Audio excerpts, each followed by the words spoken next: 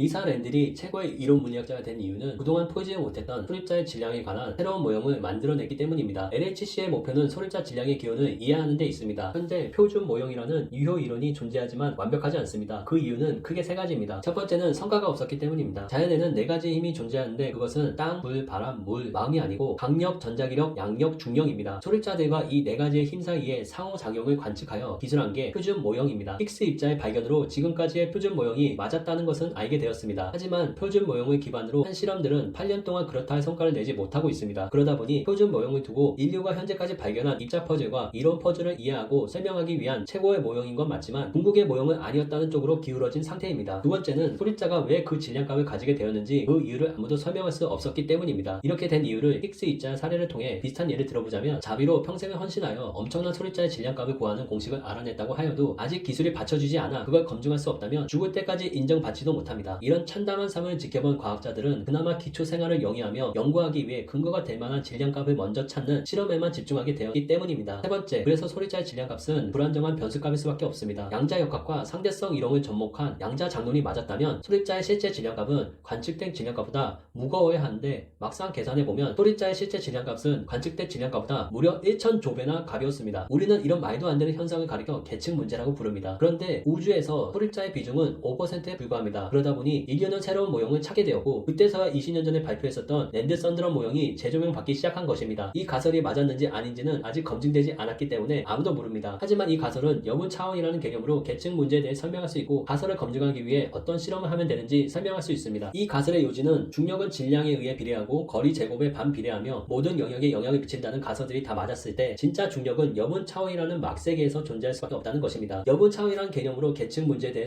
설명드리자면 여분 차원이라는 막세계에 발생하는 중력은 4차원의 시공간을 건너 우리가 있는 3차원의 막세계까지 오다 보니 중력과 질량이 1000조배나 작아진다는 것입니다. 만약 여분 차원이 실제로 존재한다면 여분 차원의 크기는 무한하므로 3차원의 공간에도 존재할 수 있습니다. 따라서 여분 차원이 3차원에 나타나면 비틀린 중력 현상이 발생하게 됩니다. 여분 차원이란 개념이 아직 이해하기 힘들지만 기술만 받쳐준다면 실험을 통해 검증할 수 있습니다. 그래서 현재 LHC는 할르차 클라인 입자 검증을 위해 적절한 에너지 상태를 찾고 있으며 앞으로 더 많은 검증을 위해 더 높은 에너지 영역에 관한 연구를 진행하고 있습니다.